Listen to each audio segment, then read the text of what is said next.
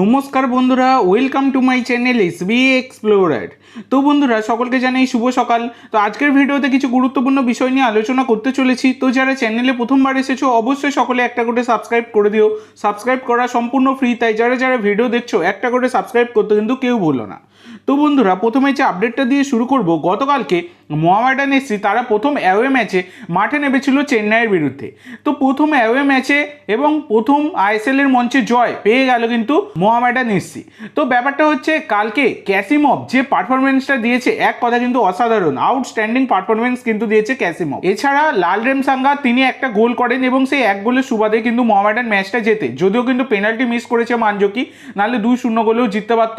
এছাড়া এর আগেও কিন্তু অ্যালেক্সিস একটা শট মারে, যেটা মানে গোলকিপার এর থেকে মানে কেড়েই নিয়েছিল বলটা, গোলকিপারকে কাটিয়ে নিয়ে বেরিয়ে এসেছিল, তো সেটা কিন্তু পোস্টে লেগে বেরিয়ে যায়। তো না হলে কিন্তু 3-0 গোলে জয়লাভ করতেই পারতো মোহামেডান এফসি। তো এই হচ্ছে ব্যাপার, আউটস্ট্যান্ডিং পারফরমেন্স দিয়েছে এবং সেই রকমই কিন্তু ডিফেন্স করেছে। ডিফেন্সের জন্য কিন্তু প্রথম ম্যাচে গোল খেয়ে হেরেছিল, তার মানে শেষ মুহূর্তে গিয়ে, তারপরে গোয়ার বিরুদ্ধে কিন্তু জিততে জিততে ড্র করেছিল এবং অবশেষে তারা তাদের সেই কাঙ্ক্ষিত জয় গতকালকের ম্যাচে চেন্নাইকে হারিয়ে তুলে নিল।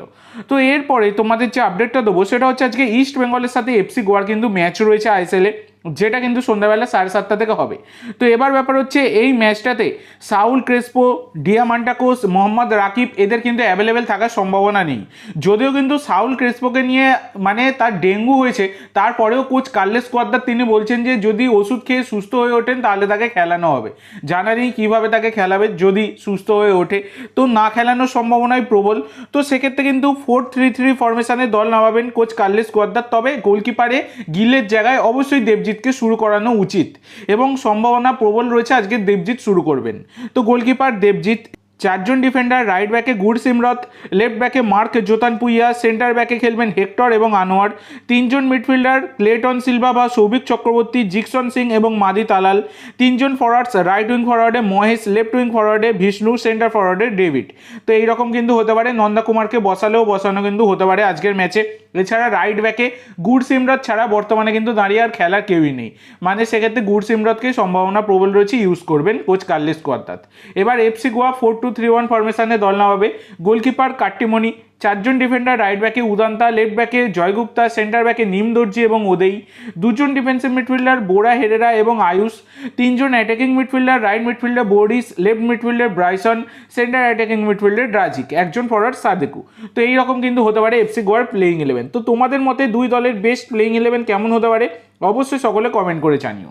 তো এরপরে তোমাদের যে আপডেটটা দিতে চলেছি সেটা হচ্ছে, নুনো রেইস আইএসএলে খেলবেন কি না, এইটা নিয়ে তোমরা অনেকেই প্রশ্ন করছিলে, তো তোমাদেরকে জানিয়েছিলাম। তো পরিকল্পনা তো কিছু থাকবেই, না হলে তো তাকে আর আনা হতো না।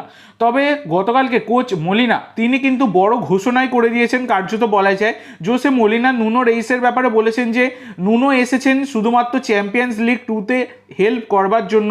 আমাদের অলরেডি 6 জন বিদেশি রয়েছেন, রেজিস্টার করা রয়েছে, আমরা কোনো রকম চেঞ্জ করব না যদি না কোনো বিদেশি চোট পেয়ে রুলড আউট হয়ে যান, এটা কিন্তু জানিয়েছেন জোসে মলিনা। তবে দেখো, 6 জন বিদেশি থাকলেও এই যে আলবার্টো রড্রিগেজ প্রচণ্ড পরিমাণে চোটপ্রবণ প্লেয়ার, সেটা কার্যত বলাই যাচ্ছে। টম আলরেড যতটা নাম নিয়ে এসেছেন ততটা নামের কিন্তু সুবিচার তিনি করতে পারেননি, তার থেকে অনেক বেটার কিন্তু দীপেন্দু বিশ্বাসকে দেখা গেছে। একজন বিদেশির থেকে একজন স্বদেশিকে সব থেকে বেটার দেখা যাচ্ছে, এটা আমাদের বাঙালি হিসাবেও গর্ব, ভারতীয় হিসাবেও গর্ব, সেটা কার্যত বলাই যায়। তো সেক্ষেত্রে যদি এই টম আলরেড ঠিক মতো না খেলতে পারে আর আলবার্টো রড্রিগেজ যদি এরকম ইনজুরিতে ভুগতেই থাকে, মেন টাইমে যদি সার্ভিস না দিতে পারে, তাহলে কিন্তু তাদের বদলে নুনো রেইসকে অবশ্যই রেজিস্টার করানো উচিত। নুনো রেইসের কোয়ালিটি আছে, অবশ্যই কোয়ালিটি আছে, দারুণ প্লেয়ার।